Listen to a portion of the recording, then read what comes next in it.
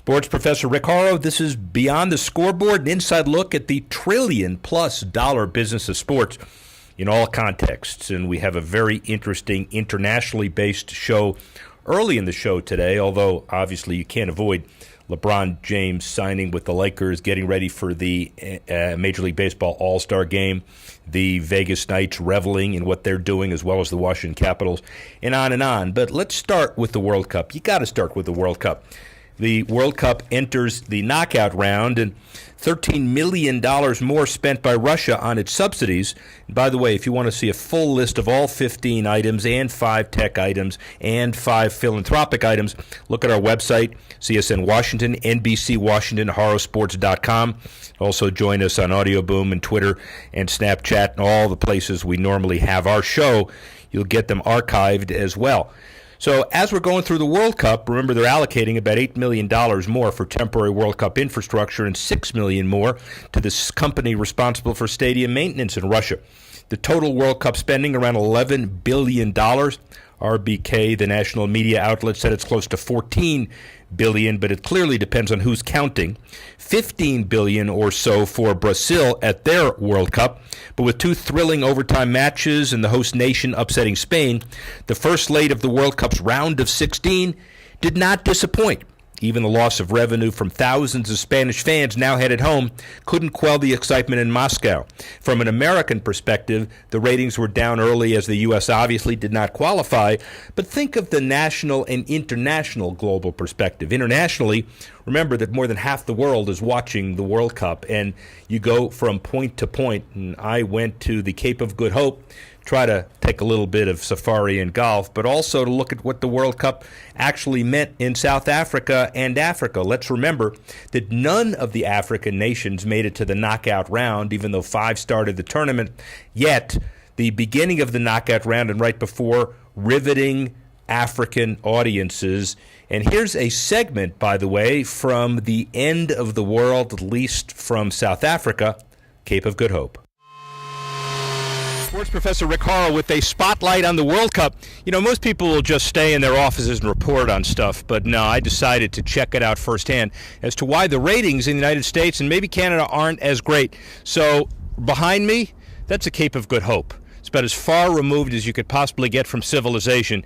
And I know there's a lot of discussion about the American team, the Canadian team's not qualifying, therefore less interest. But let me tell you, this is as far removed from anything you could possibly get to. And Nigeria and Senegal, Egypt and Morocco Russia, didn't do too well in the early rounds here. And South Africa didn't make the Cup. But I will tell you that the world here comes to a stop at 4 o'clock and 8 o'clock in the knockout of the first round stages, not to mention what happens next week as well. Everybody understands that nearly 4 billion people are watching the World Cup this year. That's nearly half the world's population. Frankly, I don't know what the other half are doing. And if we're cynical about not supporting the World Cup in North America, understand the teams will get better. But let's remember, Qatar, 4 years from now, it'll be the build-up for one of the best World Cups ever, a joint effort between Mexico, the U.S., and Canada for 2026. I can't wait. It's going to take me that long just to get off the darn mountain. Rick Horrow, sports professor. See you soon.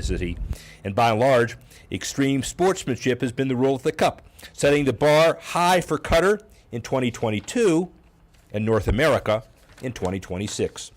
And with the round of 16 set for 18 in World Cup in Russia, Germany, the defending champions, was sent home early.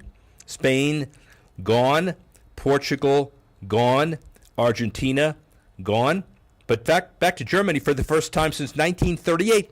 They failed to advance from the first round of the World Cup. The 4th time in the last 5 World Cups that the defending champions have failed to even make it out of the group stage. No team has repeated as World Cup champions since Brazil did so in 1962, showing how tough it is to sustain such a level of success on the global sporting stage. No doubt we'll follow the World Cup prolifically, even if some cynics in the U.S. don't. Well, here's an issue we frankly didn't plan to cover, but it's taken over center stage, at least in my emotions and those that went with me on my trip and safari. We spent a lot of time looking at animals and wanting to see the Big Five. We saw that clearly, and thanks to our hosts, the player family as well, for setting some things up, and the folks that helped put the tour together. But a memorable experience. Leanne Davis, who has been a self-professed rhino activist and a guide working out of the Ngala tented camp in the northern reaches of Kruger National Park. An interesting perspective that started as normal tourists and ended with a unique idea of sport hunting and how important it is to sustain conservation and sustain the wildlife. She is an activist. She is an amazing political force. She also does U.S. fundraising significantly and obviously wants more. And her charity is one of the more significant charities involved in anti-poaching efforts. Our Horn is Not Medicine. Look it up, contribute. But that's not what this is all about. From a sports business perspective, an amazing idea of why hunting and the licenses paid for them actually is good for the industry. Listen to her. Sports professor Rick Horrow inside the boardroom, beyond the scoreboard. And no, we're not in New York. We're not anywhere else. We are in the Ngala Preserve. Ngala? Ngala, sorry. Wrong pronunciation. Hippos, crocs, and beyond is the name of the entity. And we stayed at Ngala Tented Camp yesterday, and an incredible lady, Leanne Davis. How are you? I'm good, thank you, Rick. How are you? We're wonderful. So the first thing we need to talk about is how qualified you are for this. Give us like a little quick elevator speech. Oh, you don't have elevators here. Talk quickly about the background. I started guiding 8.5 years ago. I'm from Cape Town, so this was quite different to where I've come from. And we go through quite a rigorous course with the company, and Beyond trains us at Pinder, which is down on the East Coast. A lot of physical, mental, and emotional torture. like any kind of training, lawyer, exactly. Accountant, whatever it is. But this is more humane, believe me. So sports tourism, ecotourism, from an American audience perspective, it's obviously big dollars, and this is more sports than anything. What have you seen that the government has done? We'll talk about hunting in a minute, to perpetuate the ongoing benefits of sports tourism, ecotourism generally. Well, yeah, as you mentioned, hunting is obviously, it's huge in all of Africa. 2/3 of Africa wilderness areas are protected by hunting concessions. And in South Africa, we have, I think it's something like 1.6 billion rands worth of hunters coming into the country. So it's quite a lot that goes towards that. And of course, the photographic safaring, which is like what you guys are doing over here, also brings in quite a bit, but not as much as hunting does. And you have an interesting perspective and a valuable perspective on hunting generally. So tell us about it.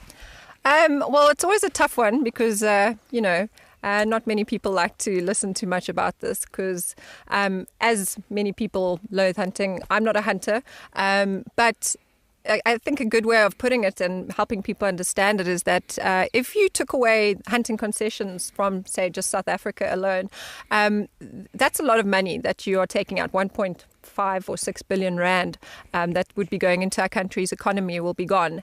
So the only way for those hunters or those farmers of the hunting concessions to sustain that income would not be photographic safaring.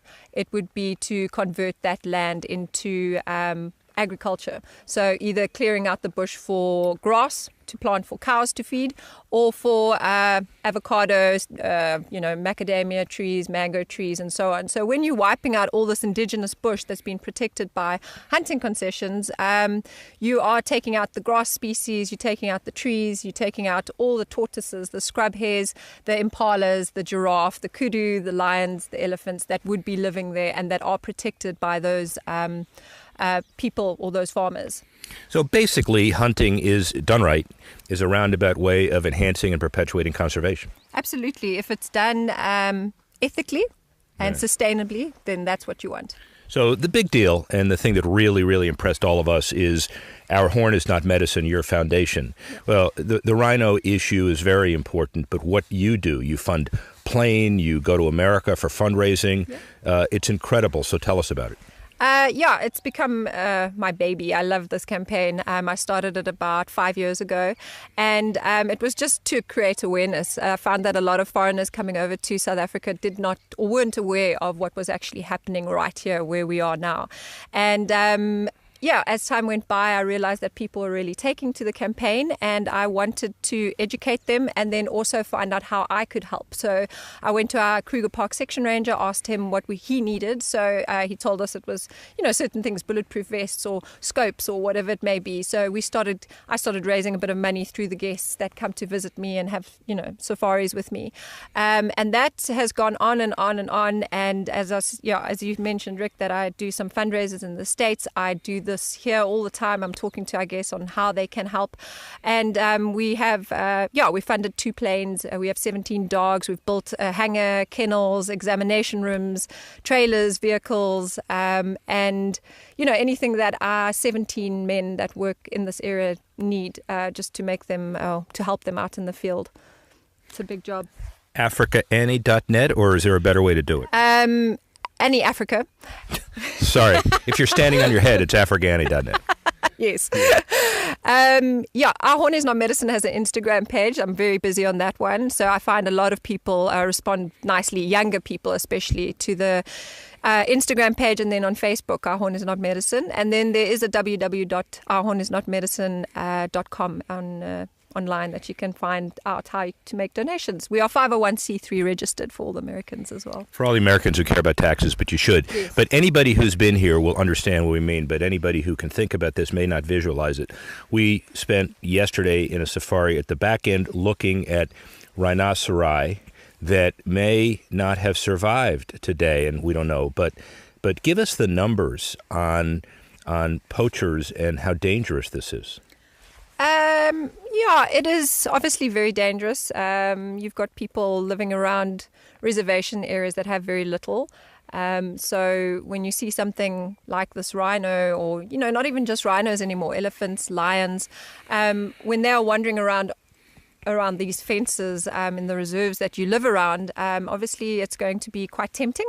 And at the moment, I think the rhino horn's going at about $90,000 per kilogram. So that is worth more than gold.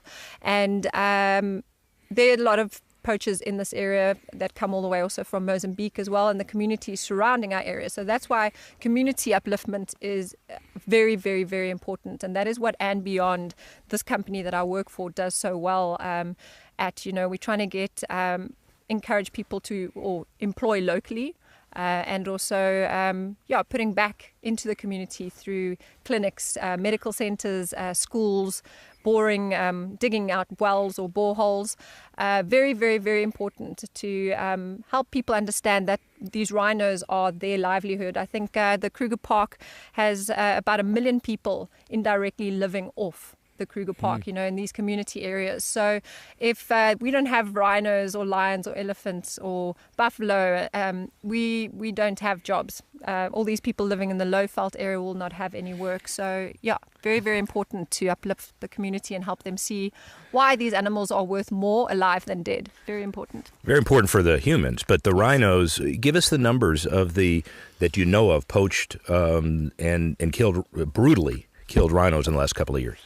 Yeah, I think the stats that we get aren't always very accurate. Often there are carcasses that might not have been found, but it's over 1,000. I think it was last year, or the year before last, it was 1,027. It was a bit higher the year before, so there was a little bit of a drop, but that's because we're trying to do whatever we can on the ground to curb this. It's sad because you see her talk about it as if it's objective, but it's emotional to everybody involved in all of this. But in all seriousness, speaking of emotion, so this is going to be running a lot in the next couple of months. And notwithstanding possible last-minute second thoughts, you're getting married next week, so congratulations. Thank you very much. Yeah, there you go. That's all she's going to say, by the way. We can ask her a lot more, because she shared a lot more with us on this trip, but we're not going to ask her a lot more. I understand. Get out of here. So Rick Horrow, sports professor. Leanne Davis, an interesting perspective, and you get emotionally attached to what she does, and really tragic news. At the end of our visit, we found out that at least 3 rhinos, including a baby, were poached as well. They keep trying to solve the problem, but it's nowhere near where it should be.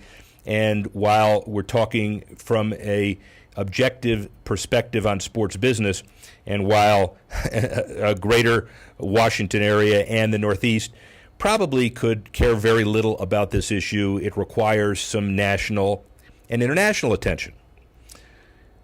Let's shift to something that requires regional attention in Washington because we're a week away. The Major League Baseball All-Star Game. MLB, Minor League Baseball, and the U.S. Conference of Mayors announced more than 300 mayors from all 50 United States and Puerto Rico will host youth-focused baseball and softball events in their communities through the end of August. The events, part of Play Ball's summer joint effort, marked the first time in the history of the initiative mayors from all 50 states have pledged their support. The partnership with the U.S. Conference of Mayors is successful now as a larger effort. All 50 states and Puerto Rico, the mayors participating like never before. Now, I've been involved with the U.S. Conference of Mayors Professional Sports Alliance for nearly a decade, and achieving this level of involvement with Play Ball is one of our proudest accomplishments to date. Major League Baseball, clearly musical chairs throughout, stocking up the teams that look like they're ready for the playoffs and thinking about the future for ones that aren't. But when you think of some of the baseball issues charitably, there are a number of them, including initiatives that relate to hurricane relief. The Astros are selling their jerseys, and Major League Baseball is giving dollars to people that they haven't ever before. So there are charitable efforts as well as the focus on the Major League Baseball All-Star Game. To be sure, we're going to cover that next week. Well, the biggest issue, though, for a national scope and international scope, LeBron James. It's harder to get a Lakers ticket today than it was before. $154 million four-year deal. It's the only sporting news that could supplant the World Cup at the top of the ticker. Four-time NBA MVP LeBron James used Instagram stories to announce to the world that he was taking his talents to the Lakers. He's 33 and he's leaving the Cavaliers for the second time. And in contrast to his new Lakers deal, Dan Gilbert paid James $137 million in total for his 11 seasons in Cleveland. Cavaliers, according to ESPN, required everyone with floor seats at the Q to sign deals last February that would lock them in for the next 3 seasons. Let the buyer beware moment for fans whose team now has a 500-1 odds of winning a title. The Lakers deal also makes sense for James, who already owns a home in L.A., and is a longtime business partner, Maverick Carter, and he delve into television and film production, not to mention music, fashion, and other cultural and commercial ventures that will now be clamoring for his touch. Well, one of the teams that lost out, by the way, was the Sixers. They thought they had a real good shot at landing LeBron James, as well as others. He had a courtesy meeting with the Sixers, obviously just to kind of inform them that they weren't going to be gaining his services. But when you think about it, the Sixers have also become very charitable as far as their whole world, with or without LeBron. The 76ers Foundation donates renovated basketball courts with the Philadelphia City Council President Darrell Clarke, the Village of Arts and Humanities, and the like. Youth age 10 to 13, in conjunction with the Sixers Youth Foundation, will get these new courts. And in August 2017, the Sixers hosted a day of service, and they deployed more than 125 staff members to the school in an effort to beautify the grounds and pack classroom kits for students in preparation for the impending school year. Well, great for the Sixers, even though they probably have one less superstar than they thought they might have had. But speaking of talking about one of the biggest issues in sports, let's focus on the one that's close to home, the Washington Capitals. We have parades. Everybody's taking the cup to various Canadian, North American, and European locations. And NHL stars are hitting home runs for charity as well. For example, the former Kelowna Rangers player Josh Georges, Blake Kumo, and Luke Shen put their star power behind Home Base, a fundraiser charity tournament. The proceeds from the tournament support the KGS Foundation's campaign to build something called Joanna's House. It's for advanced medical care, and they say that every player who strikes out, which is pretty significant if you're a hockey player playing softball, donating $200 to Joanna's house to raise a little more money. At-risk youth, really important for them, and obviously very important for the NHL to keep up the good work as the charities continue to generate substantial dollars. Well, the Vegas Golden Knights did not win the championship, but they have some legal issues. A complaint filed against ticket resale site StubHub over a dispute about playoff tickets. The Vegas Review-Journal says the complaint says that StubHub, the Knights' exclusive secondary ticketing site during their inaugural NHL season, owes the team about $1.5 million in Stanley Cup playoff ticket sales profits. So StubHub sent a message to customers March 13 before the Golden Knights clinched a playoff spot, said, sell your Golden Knights playoff tickets, cover your season ticket cost. The team said it was not given any advance notice by StubHub about the communication and would have expressly objected to it. And after the Golden Knights clinched a playoff spot, season ticket holders were encouraged to stick with the Knights' vow, a promotion offered by the club in which fans agreed not to sell their tickets, keeping T-Mobile Arena packed with predominantly Golden Knights supporters. While disguised as a home team benefit, the Golden Knight policy clearly aimed at keeping a bulk of ticket revenue in their pockets. Obviously, fans wouldn't profit, but it also created one heck of an environment for the Caps to win that amazing Game 6 that everybody continues to talk about. Wimbledon starts. Apparel brands prepare their athletes for tennis's biggest catwalk. Serena Williams coming in as 25 seed thanks to the decision by the All England Club to protect her ranking after childbirth. She'll wear Nike on court, but will also show off her first proprietary fashion collection called Serena. Debuted in May, according to Women's Wear Daily, the line being sold exclusively on Williams' website. And the first collection ranges in price from $35 to $250. Nike will continue to provide outfits for Roger Federer Wimbledon, despite ongoing speculation that Federer is set for a sponsorship deal with Japanese brand Uniqlo, according to London Express. Rumors of the 20-time Grand Slam champ debuting a new 10-year deal with that company has been valued at $30 million. Dampened for now, the rumors, but Federer's all-white Wimbledon outfit revealed by Nike, and London-based skate label Palace finally partnered with Adidas to create a court-ready connection for Wimbledon. Debuts globally with Sasha Zverev, Garbine Muguruza, and Caroline Wozniacki among the 38 sponsored athletes wearing a new label to compete at Wimbledon. In the latest collection of the Forbes Highlight Athlete list, Federer credited with $65 million per year in endorsements alone, padded, of course, by Nike. Let's shift to golf. Just a successful golf tournament in the D.C. area, heading for the British in Carnoustie. But the PGA Tour could be facing a multi-million-dollar problem thanks to new legislation brought by U.S. Senator Joni Ernst and Angus King. The bill hopes to address the tax loophole problem that allows the Tour, among other pro sports leagues, to enjoy tax-exempt status. The Properly Reducing over Exemptions for Sports Act, that's a mouthful, it's called the Pro Sports Act, hopes to strip the Tour and other leagues of their 501c6 status, resulting in an estimated $100 million in federal tax revenue over the next 10 years. Pro sports leagues saying, according to the politician's statement, raking in millions of dollars from TV rights and membership dues, shouldn't be scoring a hole-in-one with their taxes, Senator Ernst is quoted on her website. And this isn't the first time the Tour and its fellow sports leagues have been targeted for their tax-exempt status. Most recently, the Senate tax bill included language that hoped to accomplish a similar goal, only to have the PGA Tour pull out all the stops to lobby against it. Jack Nicklaus and Davis Love III traveled to Washington, D.C. to meet with legislators, and eventually it had the damning language removed from the bill. Well, golf, obviously charitable, but a lot of it depends on tax exemptions, which are really critically important when you think of it. Gambling, esports, amazing.